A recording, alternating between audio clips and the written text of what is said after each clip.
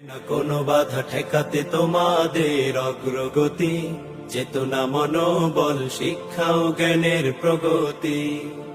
আলোর মশাল হাতে সুস্থ শালীন পথে এগিয়ে চলো দুর্বার। মনে রেখো তোমরা গর্বিত তরুণ সোনার বাংলার অহংকার। তাই নতুন দিনের খোঁজে জেগে ওঠো 18, রঙিন জীবনে নাও নৈতিকতার পাঠারো।